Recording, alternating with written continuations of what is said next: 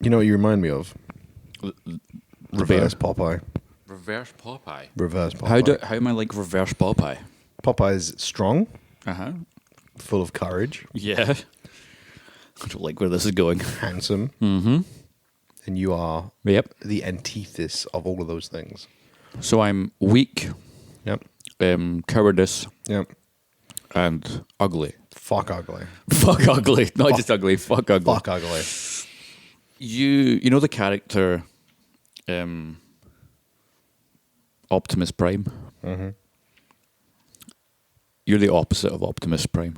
Okay, so he's A truck.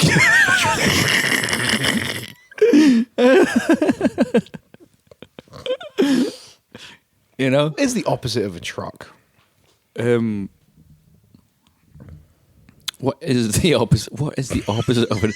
I swear we're not high, but it seems like they are. What Is it? Think about it. is the opposite? So, what is a truck's function? I start with a truck's function. To pull heavy loads. So, the opposite of something that can pull heavy loads would be like, and it's got 4 wheels. Cloud? So you need to have like negative 4 wheels. Is the opposite of a truck a cloud? Yeah, probably. Clouds don't have to pull anything heavy. Cloud. I feel like a cloud is the opposite of a lot of things. Crab. Well, yeah, sex.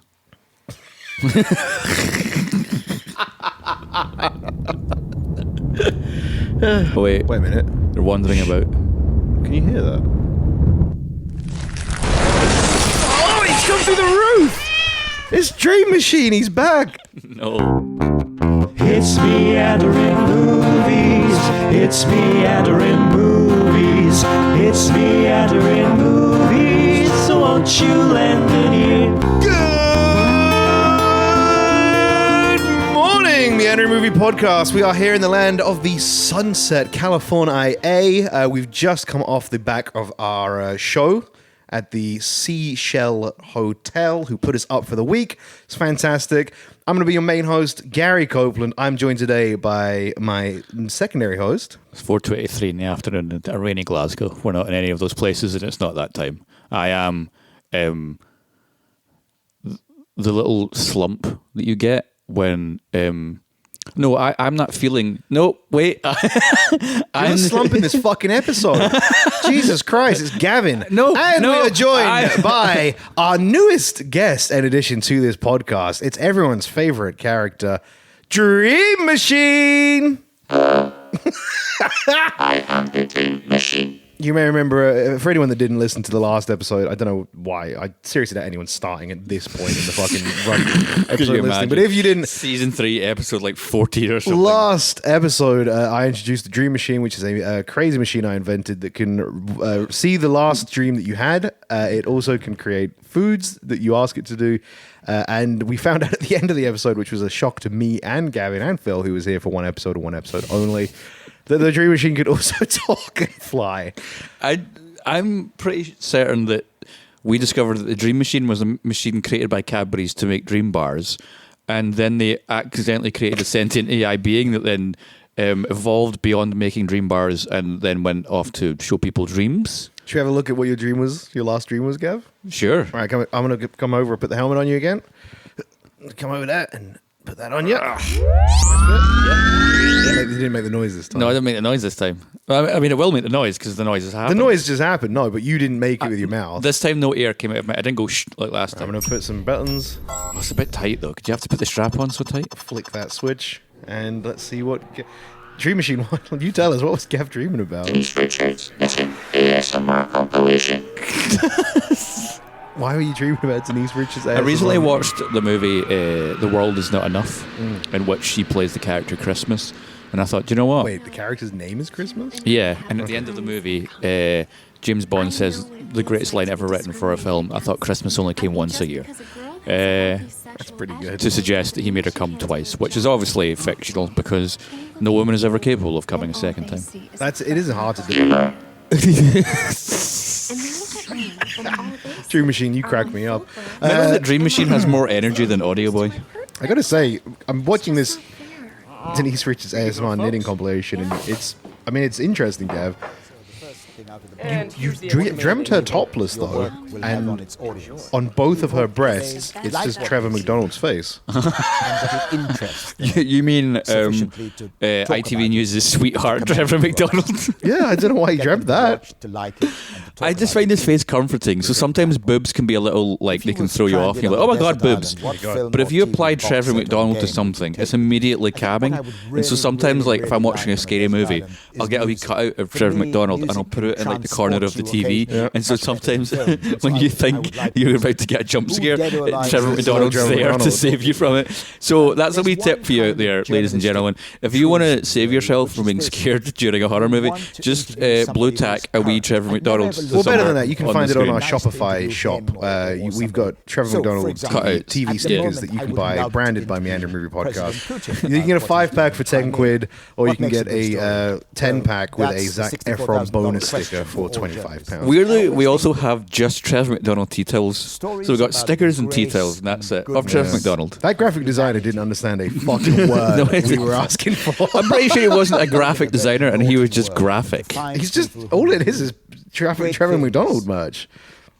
Maybe he just was an old client and we've been palmed off. He had a warehouse of Trevor McDonald tea towels, and he thought, fuck it, I'm going to give it to those meandering The guys. stream's gotten even weirder. Now Denise Richard is spoon-feeding her Trevor McDonald boobs. It's like that bit in Total Recall. What's he eating? Quickly, Quaid. Start the reactor.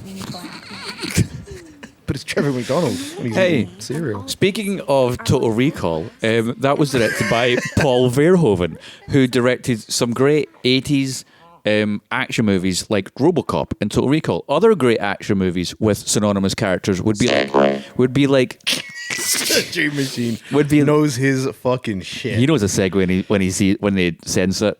Can the Dream Machine see? Like I think it might be omniscient. Oh, that's fair. Like a floating.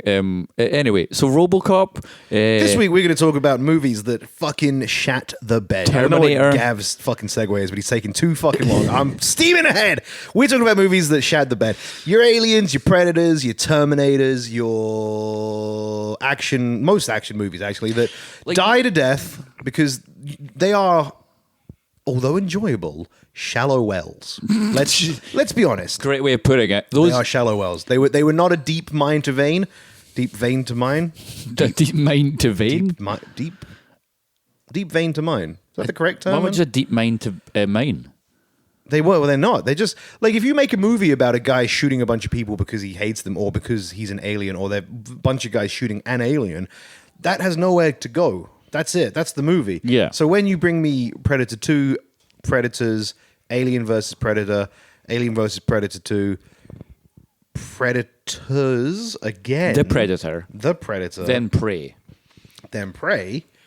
I don't need the remainder of them.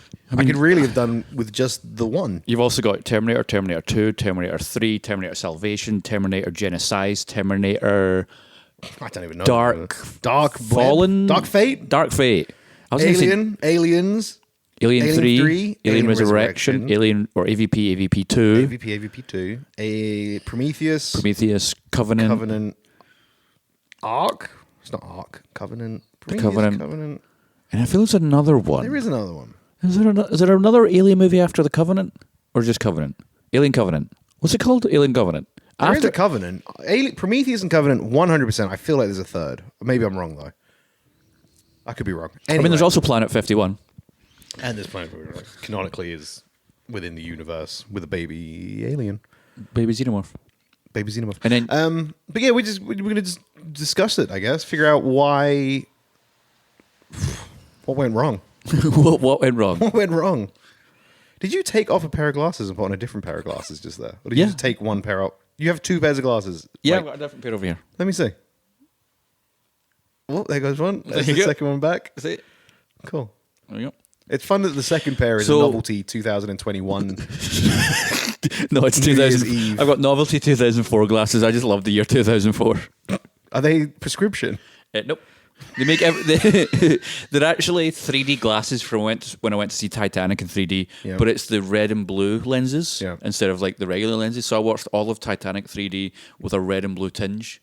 But it turns out those glasses, which I got when I went to see the 1997 Godzilla movie in 3D, don't actually work for regular 3D movies like Avatar.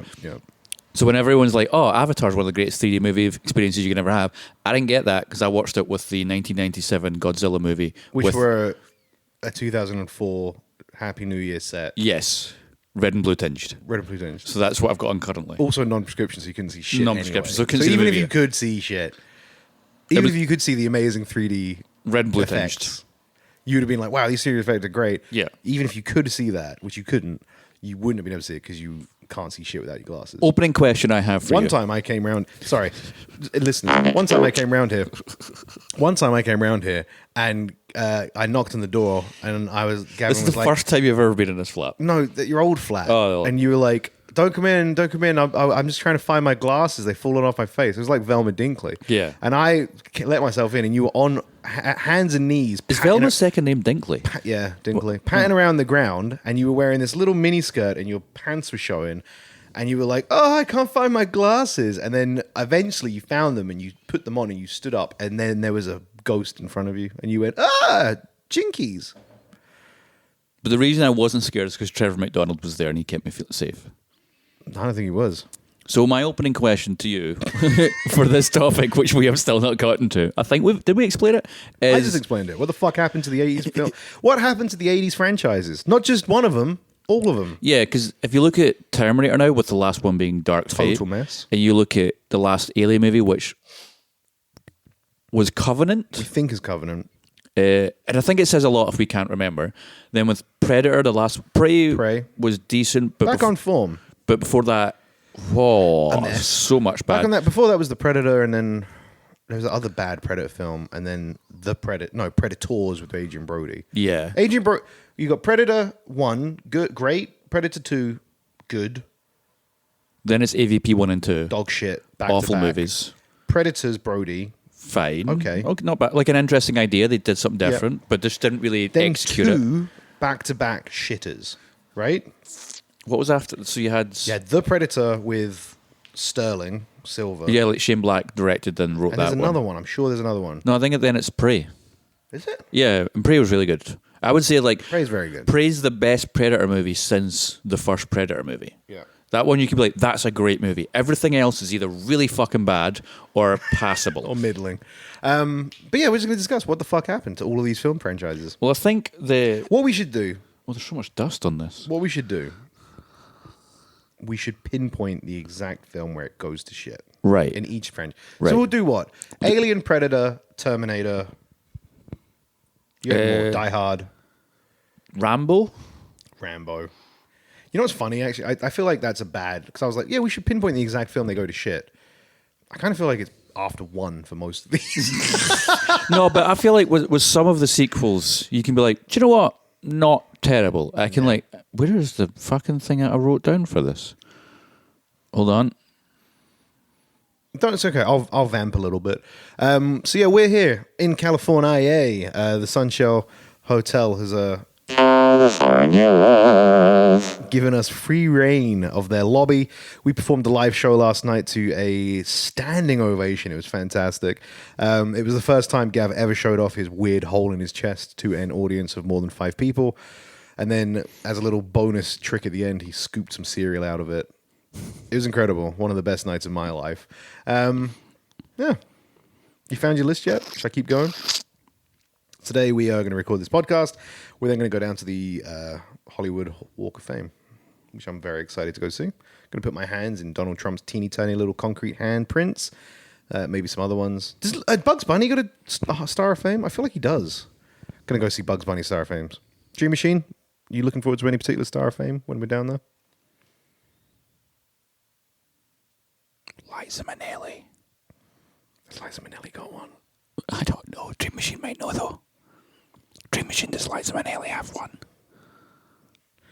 Dream Machine's got a little beach ball I think- spinning on its screen right now. I think Dream Machine's updating.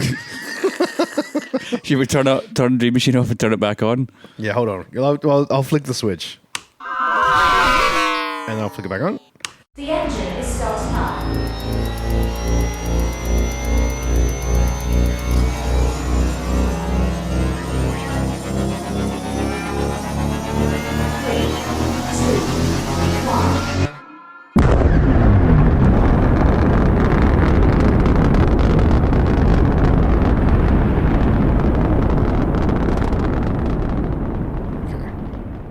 Dream Machine, do you have a favorite?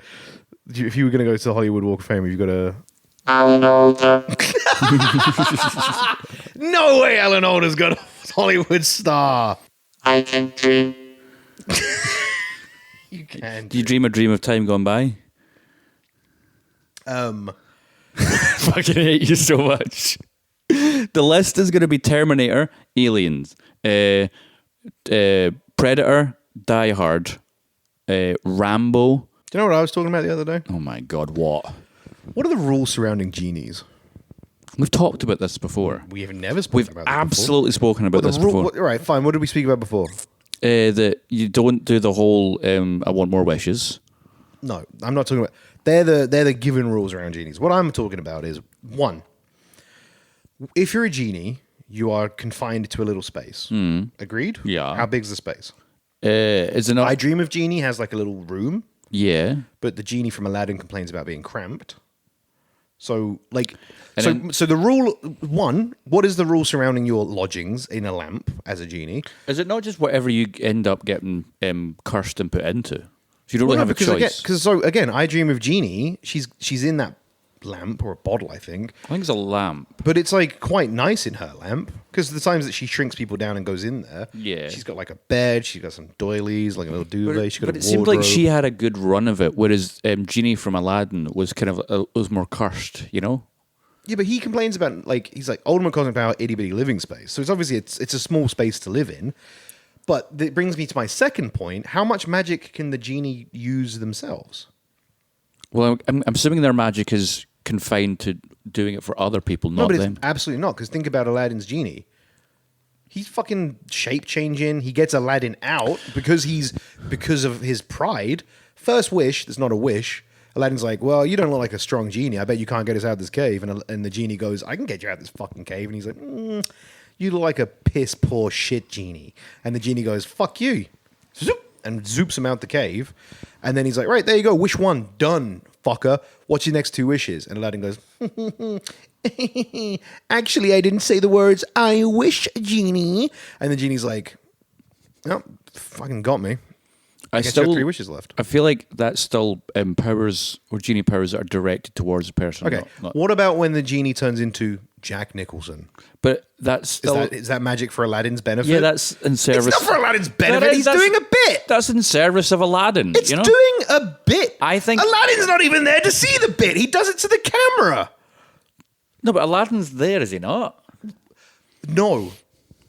When the genie is playing chess with the magic carpet, and the magic carpet checkmates him or something goes wrong on the chessboard, and the genie looks to camera and then turns into Rodney Dangerfield and goes, oh yeah, I'm going to beat him by a rug. No, that's again. It's incredible. It's a great fucking your, bit. your impression is even better. It's a great bit. My point being, Aladdin's not like, good one, genie. Aladdin's off getting his dick sucked by Jasmine or something. He's nowhere about. So the genie's not doing it for Aladdin. He's just doing it. And because he doesn't know he's in a film, the genie's just doing it for a bit.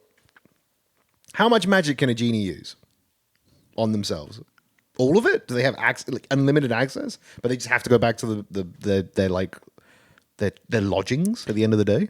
Do you want to start with Terminator? Do you want to start with Alien? I wanted to get to the bottom of the genie problem. Why? Because I was talking about it the other day and I'm interested. Who are you talking to it about? Dave. Then is he on this podcast?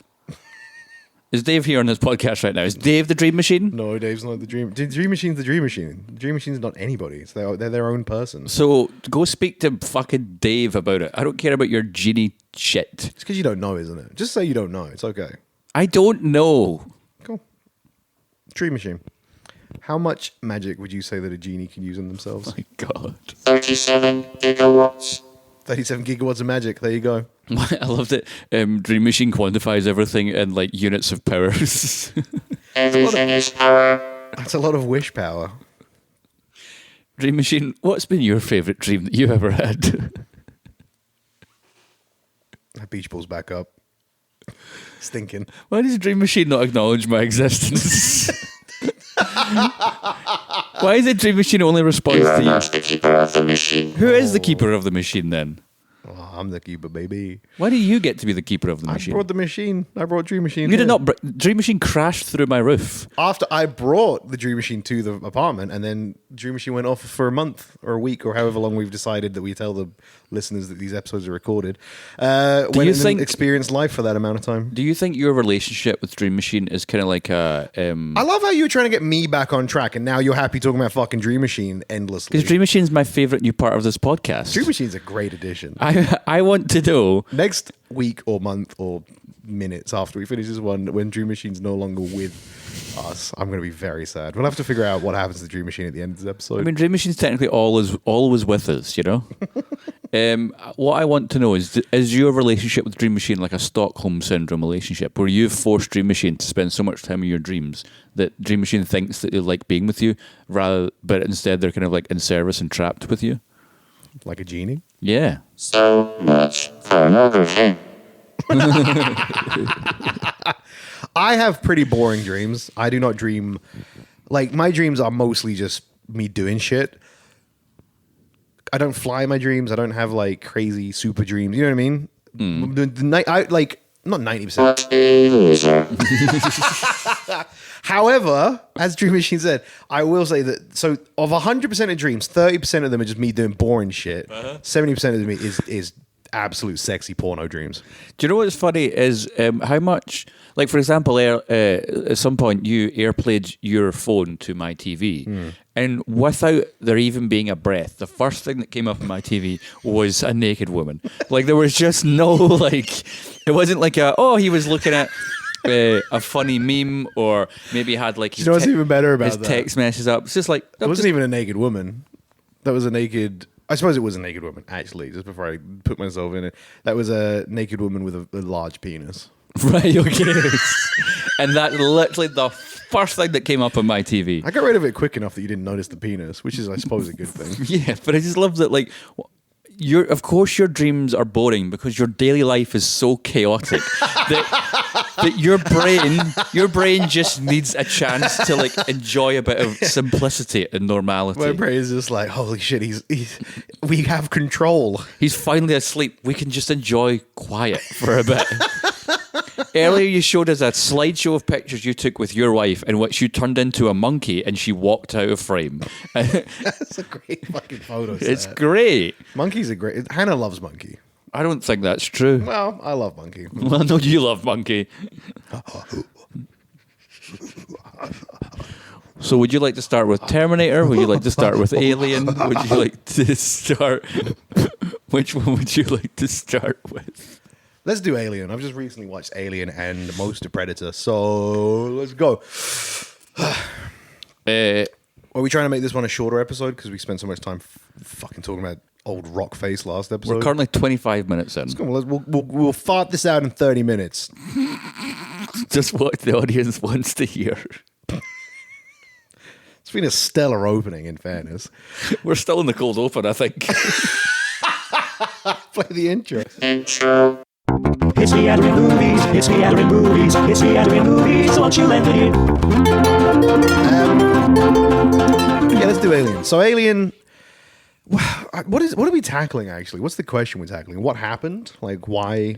Yeah, what happened to these franchises? Because if you think about it, the Alien franchise, the Terminator franchise, Die Hard, like all these big action franchise monster movie, like sci-fi they horror. all got shit before they tried revitalizing them. That's what's interesting. I feel they just got absolutely rinsed because they made so much money that they're just like, let's like pulverize these into the ground, make our money while we can, and then fuck it, who cares? Because that was very much it's still the model now, but it's definitely the model then of just like, we've got a thing, let's just run with it and not stop until people are really fucking done with it. And I feel like with the Alien movies, when you get to Alien Resurrection, people, slight Resurrection. I know you like Resurrection. I think Weird as fuck. I think Alien 3 is great.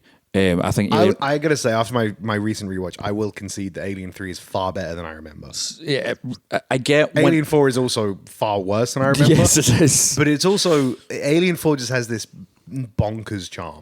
I remember that when I guess I was too young at the time, but like later on, the response to Alien 3 was like, didn't really enjoy it. It was a bit kind of plodding and dull. And I get that because it followed Aliens, and Aliens is one of the greatest action movies of all time. So if you follow up that with another kind of like slow, mysterious, like, Alien 3 dark- goes back to Alien 1.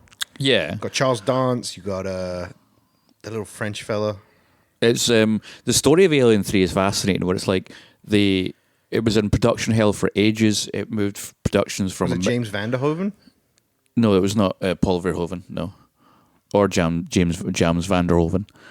It was like they got like this French guy at one point to come in, Yeah. and he was going to have it all set on a wood planet, and like everything was going to be. He had these incredible sets built, and it was going to be trees in the shape of planets made out of wood, and it was weird. And studio like, this is too expensive, and we don't get it. Like we want that weird like dark industrial dark stuff. And then at some point they ended up with David Fincher. That's it, David Fincher. I was going to say David Ridley. And so David Fincher kind of was giving them what they wanted, including the script, but the cinematographer, I think that's his last movie he directed. He died before the film could finish. David Fincher was continuously fighting with Fox because Fox didn't know what they wanted, but they kept saying, oh, we want this and that and this. He took his name off that movie, didn't want credit for it. He still hates it. He says it's the worst experience of his life, and that's why he's become the director he is. It's like, I'm no longer a studio director. I'm a me director. And you can see that when you watch it. The movie's a bit of a mess, but because David Fincher's helming it, it's still pretty fucking good. And I love going back to, like, if you watch the behind the scenes of how they made Alien 3, might be even better than watching Alien 3. Either watch that, then watch the movie, or watch the movie, then watch that. But then you get to Alien 4 Resurrection, and they did bring in a Frenchman. And this Frenchman didn't understand anything about this franchise, I feel like. And they made the most 90s fucking Alien movie you could ever imagine. Ron Perlman, Winona Ryder, It's Sigourney Weaver. It's weird schlock. It's crazy. It's crazy schlock. It's like a campy 90s sweaty Super campy, super sci-fi sweaty. horror. Your Event Horizons and such, those type of The movies. underwater scene, which feels like should be good, sucks. Just sucks so much. It also feels like just as the movie gets going, they're like, oh, I guess we're going to wrap things up. And then they get to the Sigourney Weaver like clone room. Humalien. And that's when Humalien's great. That- The Humalien I would defend. So the rest of the film is just so, like, you're right, plodding along, and it kind of sucks balls, and it just does not hold up to even Alien 3. it just feels like a lot of movies would see in that. In that But then the decade. Humalian comes in, at least it's fucking weird and doing something. It looks so weird. You're like, I mean, it's terrible design, but it kind of like, I love a it. great I design. love it for that. I think this is where I was defending it from before. The Humalien to the end of the film is a fucking solid It's just end. like its little like distended tummy and, And its its weird weird drippy legs and the nose nose thing, and it makes the wee kind of noises. And Sigourney Weaver's like licking it and stuff, and you're just like, what's going on here? And then it's sucked out and sucked through a teeny hole. it just Dead scene's fucking dynamite. oh horrible, yeah, but like a good horrible. But I think by the time you get to Alien 4, people are just like, right, we get this alien thing now. It's, oh, there's going to be an egg. Yeah. Guess what? Someone's going to wander in and get the egg in their face. That's a thing. Humor. Thanks, Dream Machine. And people are just kind of like, oh, we get this now. We get what Alien is. You're not doing anything new. You're just putting people in a scenario and unleashing either one alien or 50 aliens. And then that's it. That's what it became. And people are like, we're bored of this. And it was the same. I guess Predator had a different route. Where Predator was like, Predator's route was, we're going to show you one film and then surprise it's a Predator movie. And that is the formula they should have stuck with forever. Like they went back to it with Prey, but then they fucked it by announcing it was a Predator film before it comes out. yeah, they should have never done that. But then I get it because how else? Jamar If Hutt, I'd seen yeah. Prey on anything and just been like, oh, it's like a Native American film, I'm not fussed about that. I think, you know what I mean? I think Like- it's more like it doesn't look like anything. Jesus Christ, Dream Machine just opened its microwave door, the widest I've ever seen it. Holy moly. But Predator does the thing where it's like, first one of the greatest movies ever made. I watch it every year. I love it. John McTiernan. Doesn't need the alien spaceship opener. fair. Take that one scene out. Predator is, I mean, it's already incredible, but it makes it so much better. Predator 2 then pulls the same trick where it's like, it's a cop movie. It's a buddy cop movie. He's too old for But this we shit. marketed it so much that you all know it's Predator 2, and we released it Christmas Day, 1991. So, and then all the remaining Predators. No, because then it's Alien versus Predator, right? Yeah, After because that. Predator 2 did the thing where it was like, hey, what if there are also xenomorphs in this universe, and then they show. Well, it's just that Easter egg. It's There's literally there's just also the musket Easter egg where they show a musket and it says 1971 in it. And it's like they've been coming here forever. That's the musket that's in Prey later on. Fun little thing. But yeah, then I think Predator went into just like development hell, where all of the stuff they kept trying to do, they're like, oh, we'll just make it into a comic book because we don't have the money, or people are dropping out. The studio doesn't know what it wants to do. So I rewatched, as I've said, I rewatched Alien vs Predators 1 and 2 recently as well. So the first Alien vs Predator is just boring. Like it is even more action filmy than the Alien 4. Just doesn't hold. It's so boring. The Predators turn up, like the aliens are there. You never really know who's the bad guy, who's the good guy. None of the humans are likable. They're all so empty. They're so boring, and it's just naff, right? But you kind of get to the end of it, and you go, all right, you know what? Fine, I get it. It was like a cash grab. Aliens vs Predators, whatever. Then Aliens vs Predator 2, which is the darkest movie. It's impossible to see. But I read up. I was like, what? I couldn't. I remember watching it as a kid and thinking, I can't remember seeing this. I just thought it was my shit DVD player in my bag. Yes. Some people went to the cinema and like, turn the fucking lights up. What's going on here, people? My fucking CRT TV. I read into it recently. So the reason it's so dark is because it was two brothers that got the license and got brought in to make it. And they were like, yeah, we were trying to make it, but one, the budget was shit. Two, all of the Predator suits just looked super cheap. Yeah, I think they were like old hand-me-downs from previous ones that had just gotten tattered and like. So the reason we've made it super dark is not a fuck up. It did it on purpose because if it was any brighter than that, you would see how shit everything looks. But they just went too far on the dial, and it's dumb. I know that for AVP and AVP2, those were movies where like Fox were trying forever to do this. They were like the whole of the 90s. They're just like, we're trying to fucking do this. Alien vs Predator. Alien vs Predator. And then when they finally did it, and AVP, like you said, came out. No interesting characters. The suits for the Predators just look big and clunky and terrible. And then when they finally have an alien versus a Predator, it's over in like 30 seconds. Mm-hmm. And then it's just like, oh, now we're just going to watch these people plod around for a while. And then a Predator's going to fight a queen. And you thought, oh, that'll be really cool. And the fight's over in 30 seconds. And you're just like, this was boring. And then the thing about the characters is when you watch the first Predator, what that movie does great is like, here's all of our characters. They're very defined, they're very individual, and they're all bigger than life. You've got Arnold Schwarzenegger, for example. You look at Alien, here are all of our characters. They're very defined, they're all individuals, they all have their own characters. You go for all of them.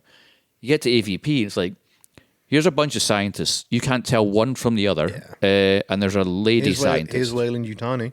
Yeah, remember him from the first Alien movie? He's here. Then Alien vs Predator 2 is even more insane because it's like it's in a teenagers backwater town. Yeah, so it's like the sheriff and a teenager. Which then Predator made their thing because other than Predators with Brody, the one after that is like another backwater town. I need to check it because there's another. I'm sure there's another Predator, but the Predator is like another podunk backwater town, right? Yeah.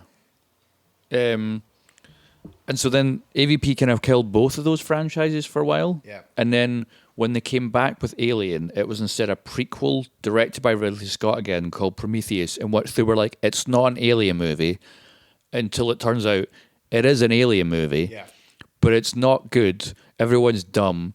It looks fucking great because it's a Ridley Scott movie. Cinematography's nice. It was at least nice to watch, but all the scientists act in the dumbest fucking ways possible. You spend more time being like, why are you doing that when you can just do this? And then the amount of convoluted steps to make even something even remotely alien. So what? I don't know if I've ever spoke to you about it, but the actual steps that were required to make an alien in that film. So you go to the planet. Yeah. You breathe in spores or space dust or something. Then there's those wiggly eel things. Yeah, which attach to your face. They also have to. So you need to, one, breathe in the spores, and two, have the alien eel wrap around you. Yes. Or you can have the fucking android feed you a fucking black egg, which also kind of turns you into an alien. Yeah, like the black goo, that turns you into something. Which then, but that's, you don't turn into an alien. You then have to have sex with your native species. Yes. Which your black goo will then impregnate them so that that thing can then give birth to a queen alien. Does it not? Does she not? Does the thing that she's impregnated by? It's like a face hugger, but like a giant face hugger. There's like the giant squid. Which is like a face hugger, because then it then imprints on the Oh, and then the next thing has a xenomorph come out of it. xenomorph come out. So it's just like, like you said, the steps to get there, and everything is just so dumb, but it's nice to look at, and you're just confused. And And then they came out. It was Ridley Scott that came back for that, wasn't it? yeah, so he came and directed that. And Scott was like, "Oh, it's because it's not an alien. I know it looks like an alien, but it's not a xenomorph. It's not an alien movie. But what the fuck is this then?" But then it just turns out that it is an alien And then movie. Covenant. And then which so was then like, yeah, now so- it is an actual alien. Because Prometheus was just called Prometheus, but then the follow-up was called Alien Covenant. And what's The Dream Machines found joy in your TV screensaver, like a small animal. I didn't know that was a thing. Oh wait, the Dream Machine's also gone into screensaver mode. It's matching the TV. It's trying to communicate.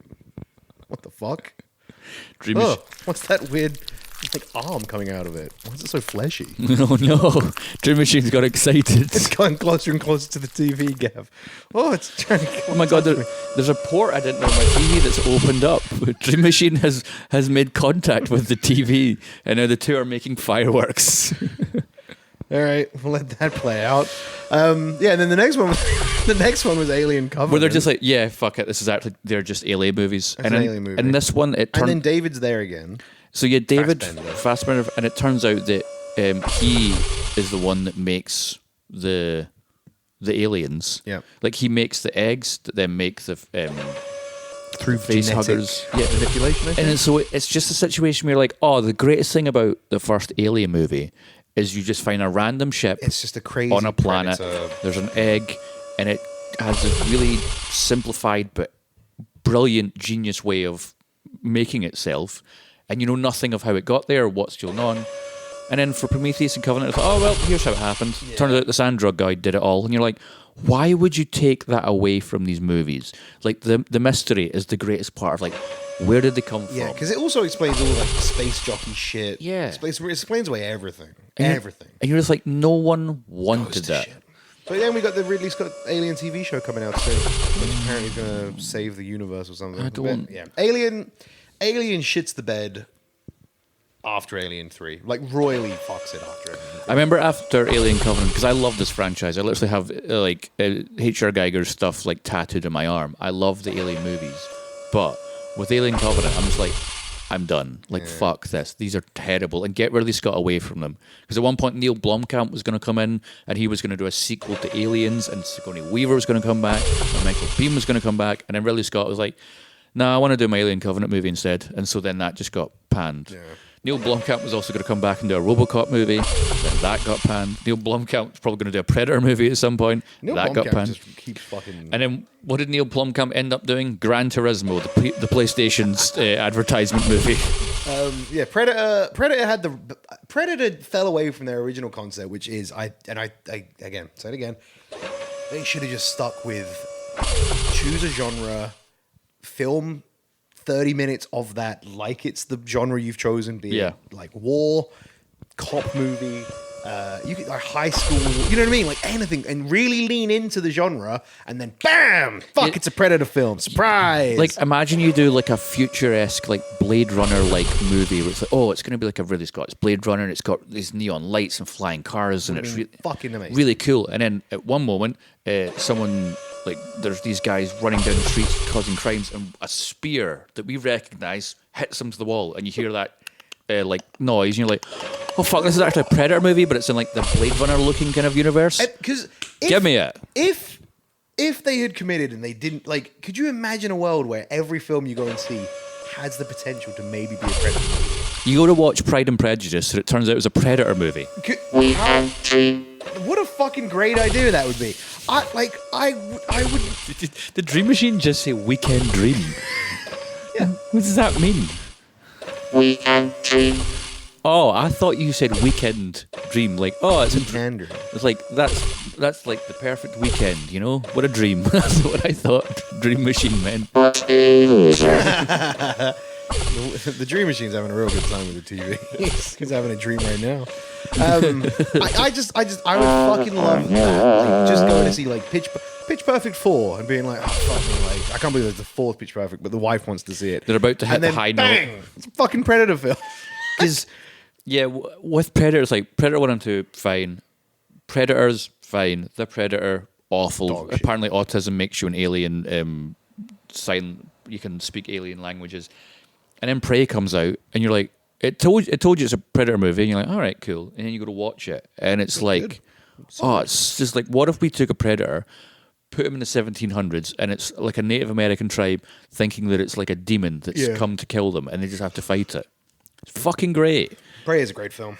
They're bringing it back. Predator's bringing it back. I have hope for the Alien film because they've kind of hopefully the next whatever it is. I mean, yeah, the easiest fix for Predator is like you say, just do anything but put a Predator in it. The fix for Alien, though, I feel is more difficult because The fix for Alien is unfortunately slow it down. Take it back to one-on-one. Like it's what we care about. Aliens is a fun break, but the reason Alien and the reason Predator works is because it's a group of people fighting something which they're up against the odds of.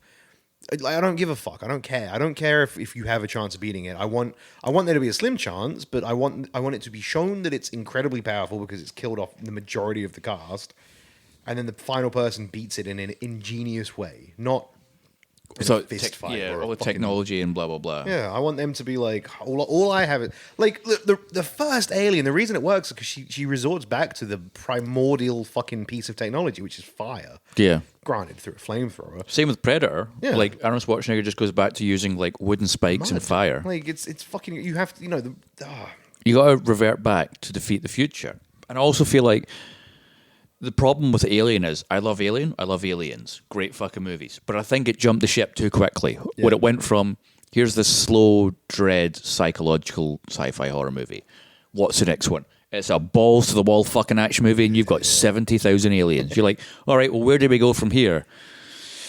Well, we've kind of done it all now. Like we've had one alien and we've had 50 aliens, but there's nothing really. And when you've got such a simplified kind of genetic system for your villain, and you've laid those rules out, it's kind of difficult to move outside of that. The easiest way they move out of it is an alien just keeps getting new animals.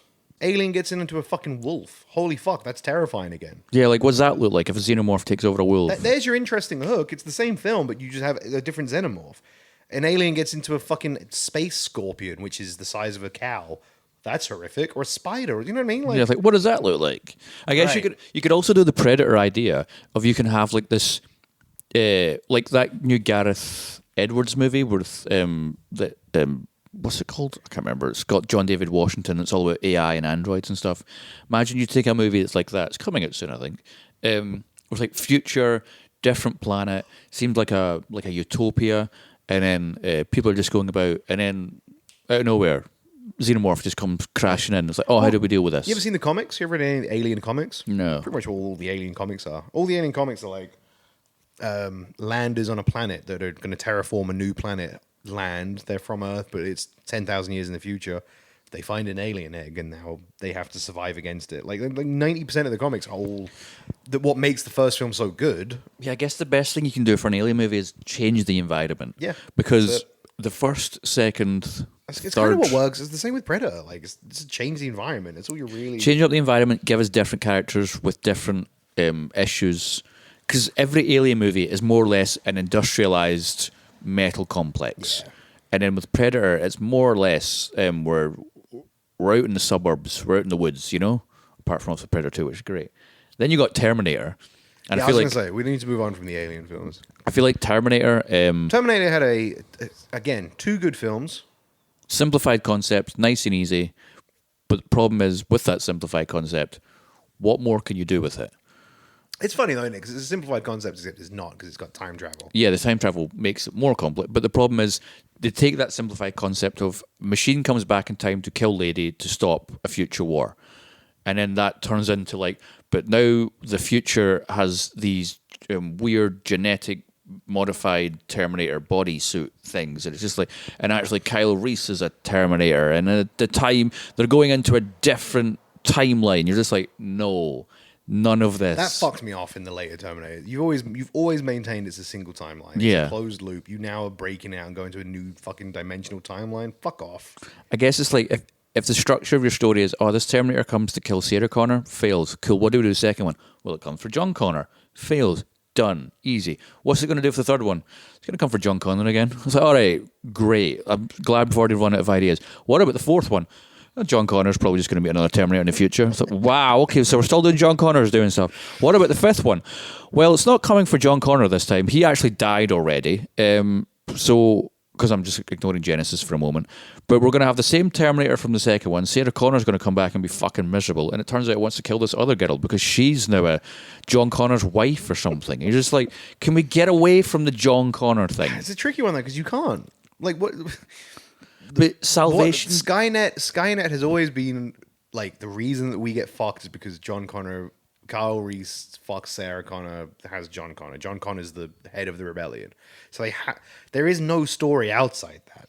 But you can do something of just like, we take Terminator Salvation, we go away from the John Connor stuff, and we're like, let's go to a different story. We're like, say it's like give us a Rogue One. Like the humans don't win, but it's just an interesting story. Or it's you make it an alien movie, but with Terminator, we're like, these people are trapped in this big apartment building, and there's a Terminator, but it's damaged. One of its legs are fucked, so it's slower, but it's still out there, and we have to get out of this building before it kills. Make like the Carl Urban Dread movie, but with a Terminator. You're on the top level, and Terminator's the bottom level. You got to get past it. That's good. Just something like that, you know. I like that. Here's my make it 90 minutes. Sorry, Dream Machine. Here's my fix for what would I want? Alien, yes. Predator, yes. I'll take Terminator in there as well. Just smash all the universe together. Fuck it. We're already past. True. We're already past Great point. ruining any of these individual things. So just go for a big fat fucking blowout. All the classic 80s, put them in one film. Have it Alien versus Predator versus Terminator versus John RoboCop McClane versus Ash from the Evil Dead. Fuck it, yeah. Fuck it. Because do Space Jam: A New Legacy, but with like 80s action movie characters. Fuck it. Like you're not going to ruin any of these things, so why the fuck not? And then have a random scene where Michael B. Jordan shows up. It turns out it's the wrong Jordan, and he leaves. Have the exact same scene from Space Just do the Jam exact same Legacy. joke. It's the best part of that movie when they're like, It is "Oh, we need by far the like, best bit of that Michael film. Jordan's here," and it's like, "Oh no, it's Michael B. Jordan." He's like, "Why the fuck am I?" Sorry, wrong one. Off you go. Off you Great go. joke. They clearly couldn't get Michael Jordan to pay. They could afford him, right? They could not afford Michael Jordan. Michael Jordan was like, "Oh, what's the budget of your movie?" It's like, "Oh, it's like 120." He's like, "Cool, that's how much I want." He's like, "Oh, you want the entire budget of the movie?" Michael's like, "Yep." It's like, "Okay, maybe not."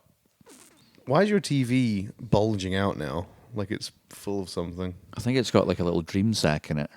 Why is the Dream Machine vibrating so much? Looks like the Dream Machine's about to go back in time.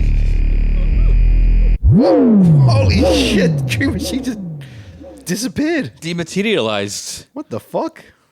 Well, we'll see what crazy adventure the Dream Machine's been on in a little bit, I guess. I wonder what he's off to. Maybe he's off to like the 1700s. I reckon cowboy times. Cowboy times. I feel like Dream Machine would thrive in the cowboy times. Why would Dream Machine thrive in cowboy times? Why wouldn't the Dream Machine? Is it like him and the DeLorean just in a Maybe the Dream Machine's gone back to cowboy times to have sex with the DeLorean after fucking the TV. It turns out the Dream Machine just wants to travel through time and fuck different bits of technology. It's gonna fuck a DeLorean, a Terminator, Dream Machine. your TV. Dream Machine's I like how the Dream Machine started on the lowest possible rung. Gavin's TV, and it's now going for sci-fi hijinks. Gavin's TV, which just has a screensaver playing on it. Die Hard. So I suppose Die Hard and Rambo and Rocky are the other. So we've done like the sci-fi side of shit. Give me the action movies. The problem with Die Hard is after the first one, your concept is already done. Because the second one is just like, oh, what if he's stuck in an airport with terrorists? And then the third one's like, what if he's stuck in New York with terrorists? Your selling point, your factor from Die Hard 1 is that Bruce Willis's John McClane was a likable, down to earth, semi unkillable hero, and he is trapped in a skyscraper with terrorists. Go. It's like that's all you need. But with a then like 2 comes along and it's like, right, we can't do the building anymore. Well, so let's do the same concept but in a different building, airport. And it's an airport. Not as fun, but you still got John McClane doing his usual shtick, Which is fun. It's cool, like it. Then 3 comes along and you mix it up. You give him a buddy cop.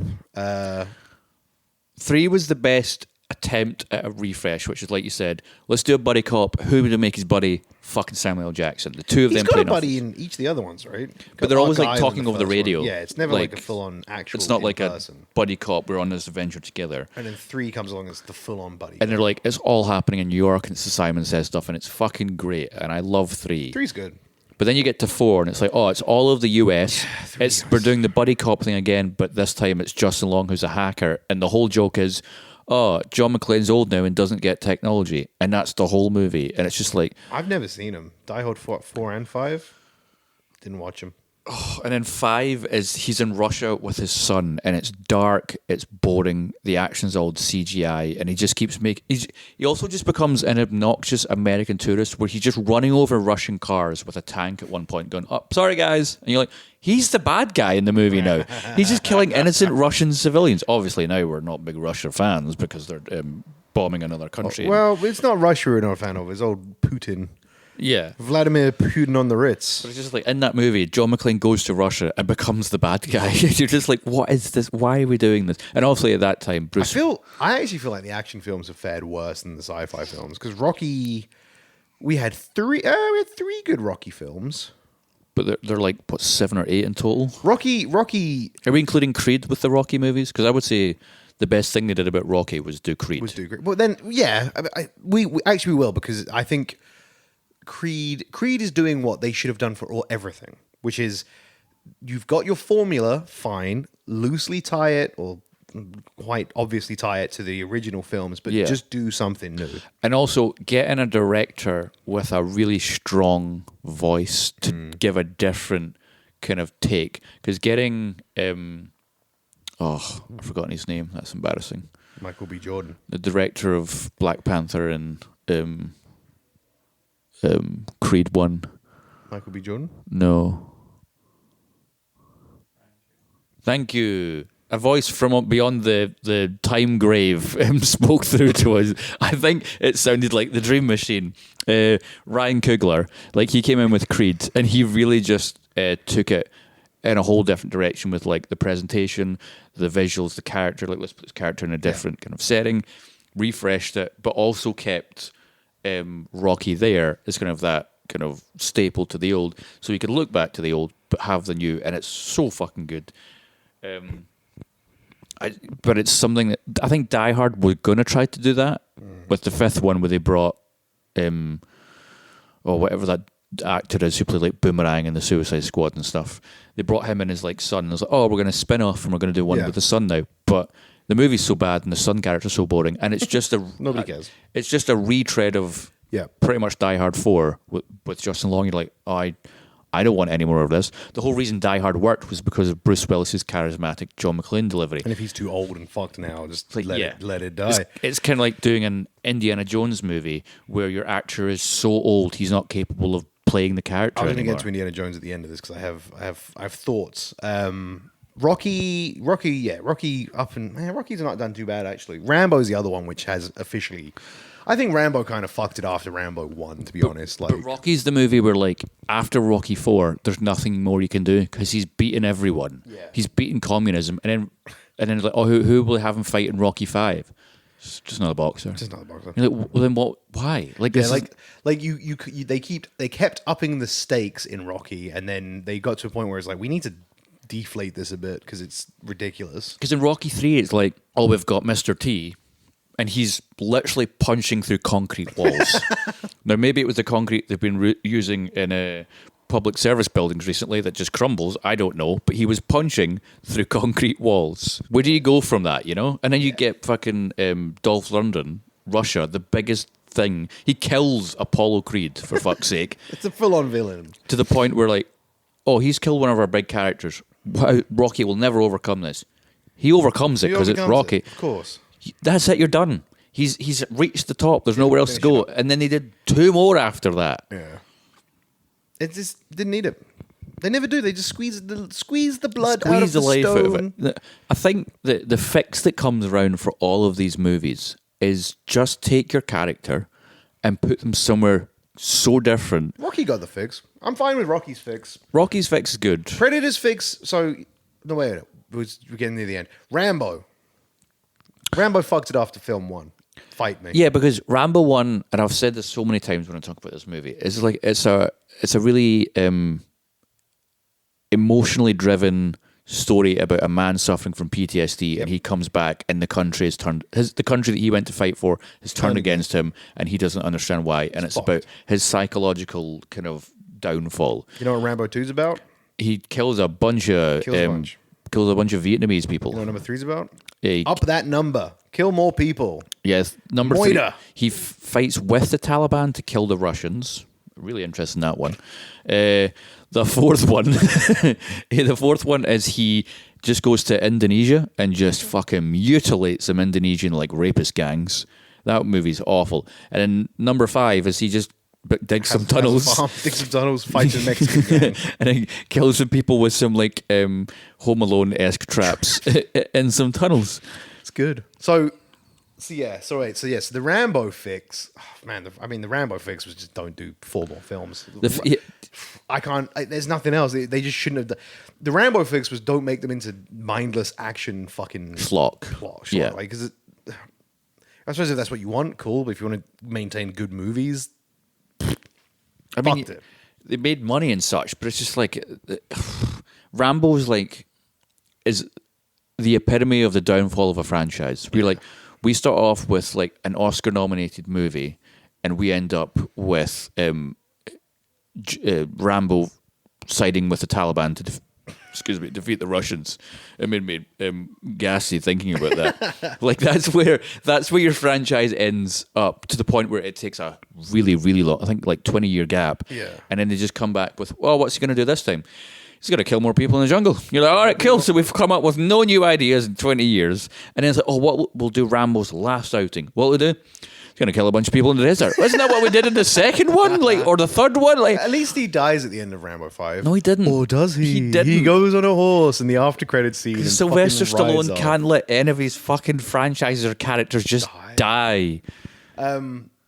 Speaking of not dying, we touched on it briefly. Indiana Jones, with his most recent outing of the Dial of Destiny. So Indiana Jones, we got great, no arguments from anybody. Great first film.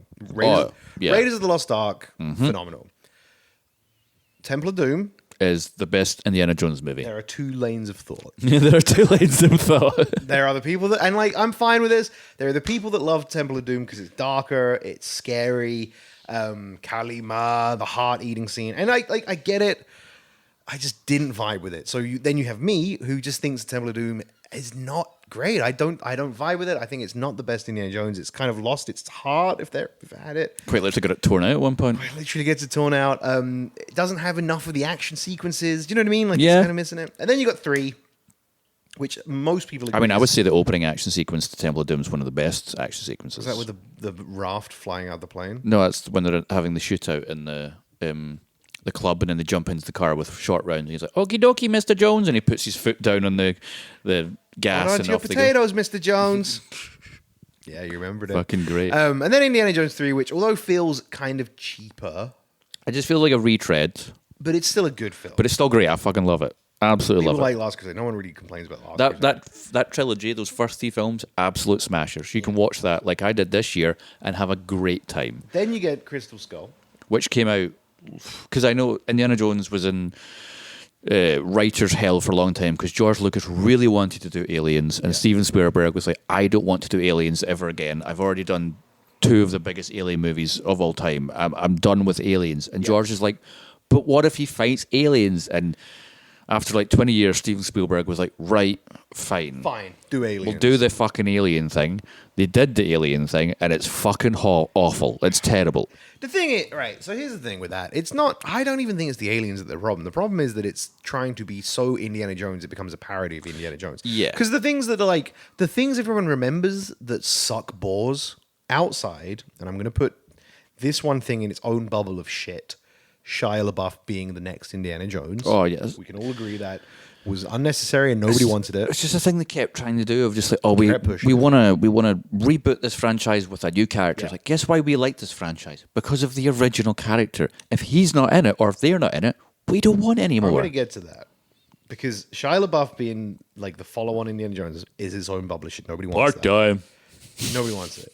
But the bits that people remember that sucked balls about it are the fucking fridge. No aliens in that. The rope, the monkey swinging scene. No aliens in that. The ants. No alien. Like, people say that the aliens was what put them off the film. But everyone complains about everything else in that film. Like, dodgy Russian accents. Like, what you say is perfect summarization, which is it felt like a film. It felt like it was made by people who'd seen Indiana Jones and thought, oh, we want to try and do that. Yeah. Despite the fact that it was made by the people who made that first trilogy. But they're just so old and out of touch at this point. It just didn't feel right. I mean, I would say the opening and the stuff around the university with the motorbike chase, that's all fairly Indiana Jones-esque. And I enjoyed it, even though the fridge thing is dumb. and then they go back to the... It's the minute the Area 51, right? Yeah, so that's the opening of the movie. Yeah. I say, Like, cool. all I that like stuff is good. Yeah. It's when they then get on the plane, and for some reason Shia LaBeouf brings his motorbike with him on the plane, never uses it again. It's never seen again. And then they start their adventure, and there's a wee moment of like, oh, I kind of like this dynamic. And then the minute they get attacked by these weird cave people, movie just drops off a cliff. And what's his name? Harrison Ford gives the worst line delivery of a line. Everybody goes, part-time. And it's just such bad line delivery. And that's where the movie goes off the cliff. And the rest of the movie, where Shia LaBeouf gets fucking hot and horny, his branches smack him in the dick, and he's like, It's just terrible, and I hate it. Fucking Kate Blanchett's Russian accent. I am Kate Blanchett. And that brings you to Dial of Destiny. I had to cut you off there because you were just getting real hot and angry. Dial of Destiny, which has an aged, beyond belief, Indiana Jones doing none of his own stunts. An actor who's in his 90s. Doing, like, just existing. Phoebe Waller-Bridge there, and they're trying to make her, like, this likable new character. She's going to be the new Indiana Jones. I just did not vibe with that. Or did not like the character. So, you've got that. You've got a new short round, who's just shit. Oh, he's so forgettable, he just disappears from the movie. And then the story, like, the villains don't get their comeuppance. You got fucking Mads Mikkelsen, and you waste Mads Mikkelsen. Time travel element, like the one point I was really excited for is when they're flying through time, and it's like, you don't know where you're going, Gruber. I can't remember the fucking Nazi's name. Yeah, Nazi man. The planet's moved, and I was like, holy fuck, they're gonna put this plane out in like the other side of the solar system. That's brave. And no, he just means the different time on Earth. The continental drift. So they're actually in Rome, and it's ancient times. Whatever. It's not great. It's better than 4. It's not great. My fix for Indiana Jones, right? And this is the thing I do not understand why they never did this in years and years and years of making Indiana Jones movies. Is make that movie sooner than fucking 2008? No. James Bond has the fix for the Indiana Jones problem, right? We have had how many James Bond films, Gav? Oh, God, like mid-20s, 25 or something? Holy shit, he just burst back in and shouted the number 26. Oh, and he's wearing a cowboy hat. He's got a holster on. Tree Machine, how is the 1800s? Thanks, Tree Machine. He parked a train outside. It's pregnant. Stop fucking everything, Dream Machine. And has the fix for the Indiana Jones franchise, which is fundamentally, right? James Bond has existed for as long as it did, varying levels of quality, arguably. But the reason they've managed to get 26 films is because they just kept changing the actor. The moment an actor fell out of vogue or they felt like that actor was done, they just let the actor go. I don't want to do James Bond anymore. No sweat. Off you pop. Go do whatever you want to do, Timothy Dalton. Nobody cares. But then they kept it going. They had a new villain. The times changed. James Bond turns back up with a new actor. And it's never referenced. Nobody fucking mentions it. It just happens, right? And it doesn't matter. That is what Indiana Jones should have been doing this entire time. I wholeheartedly disagree with you. How? Because Indiana Jones, the difference between Indiana Jones and James Bond is sure, Sean Connery made that role what it was. Yeah, much like Harrison Ford made Indiana Jones what it was. But the other part of Indiana Jones that James Bond never had is Indiana Jones had a team behind it of people. So you've got your Spielberg, one of the arguably greatest directors of all time. You got George Lucas, who's a man who's made some things. And that team really pushed Indiana Jones and made that character. Yeah. If you lose one of those three elements, it doesn't feel like Indiana Jones anymore, I feel like. Whereas with Bond, you can get any fucking slaphead in and and he can put together a movie where it's like, hey, this is the car, hey, this is the gadget, hey, this is the location, Yeah, and but this no, is the but girl. that's exactly what Indiana Jones has done for 5 movies. No. Indiana Jones. No, shut up. James- Shut up. James- Indiana Jones. Indiana Jones, right? Other than Marion Ravenwood popping back up, right? Indiana Jones in each film has a new love interest, has a new sidekick, and at one point randomly meets an old ally that we've never fucking seen or heard from who goes, Indy! And he goes, remember that time on the continental drift back in Panama? And they're like, we barely escaped from that one, Indy. And it's just this weird fucking adventure that you've never seen about. They are the components of an Indiana Jones. Add an artifact, add a new fucking location, add some kind of escape sequence, bang, there's your movie. No, I feel like Harrison Ford is too synonymous and connected to that role. Bollocks. That Total if you bollocks. take him out of it, it loses the charm and the. But that's only because we've had 5 films shoved down our throats. If we had 3, and then they went, right, new Indiana Jones film, new actor, we are going to continue the legacy. The guy's not going to be aging any fucking more. We're done. Granted, we probably couldn't have had The Last Crusade because that introduces his dad, which kind of like fucks things up a bit. But it's just like every Indiana Jones quadrilogy, trilogy, duo is a new actor doing the Indiana Jones thing. The technology could have improved, the stakes could get higher, and it doesn't matter that Indiana Jones is fucking aging and he's now a 90-year-old man kicking about because it's a new actor, much like James Bond has managed to do for the last fucking 50 years. Or, and here's a fucking crazy idea. We just let there be 3 Indiana Jones movies, a great trilogy of adventure movies, action adventure movies, and we just let that be. You know?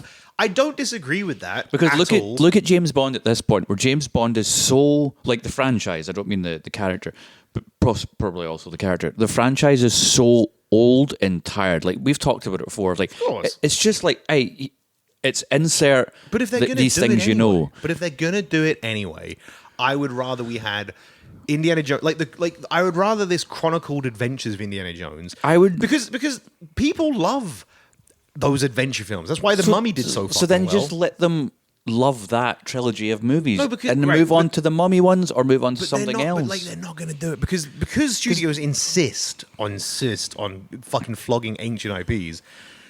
We get stuck with ancient Harrison Ford and a terrible film. Whereas mean- if they had just been like, look, Indiana Jones is the selling point. Indiana Jones goes on adventures across the world, but we're just going to James Bond it. Bang. You But then I fixed feel the like problem. you try something like that, and then you end up with Solo, a Star Wars story, where people are just like, "This isn't my Harrison Ford or my Han Solo. I don't want this. This is different voices But the doing only a reason different that's happened thing." is because they made a new Indiana Jones film at the fucking Crystal Skull time, however many years that was. If they had 5 years or 3 years after Last Crusade made a new Indiana Jones film with a new actor, people would have just fucking dealt with it. The same way people just fucking dealt with it with James Bond. But I just feel like we don't have to deal with it because we could have just let it be. We But can't. we didn't let it be. I know. But we could have had it better.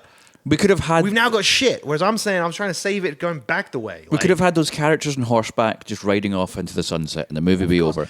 And Gav, you're right. Any film could have just finished. The franchise could have finished at any fucking point. No film needs to go off and die a slow, painful death, but they all fucking do because they can't help themselves. What I'm trying to do is fix the problem. And when it comes to a serialized adventure series like Indiana Jones, where no adventure really affects the follow-on, really, every single one of those films can exist in a vacuum. I just feel- when they do that, just fucking change the actor and do it with a fresh new actor so you don't have to explain why Indiana Jones can't crack his whip anymore because his sciatica's playing up. Fuck off. I just don't feel it will fix the problem. I feel it will only just worsen the problem for the franchise. I disagree. I think it would fix the problem because rather than having to explain this shit of aging Harrison Ford, you can just be like, yeah, he cracks his whip, he continues to do it. The reason that he's now in modern day Tokyo searching for the ancient Tokian jade dragon statue is because it's a new actor and you just fucking deal with it. Like, I like that he's in Tokyo looking for the Tokian jade statue. the jade dragon statue, whatever. But you know what I mean? Like, you don't have to explain it anymore because it's just these are serialized adventure films.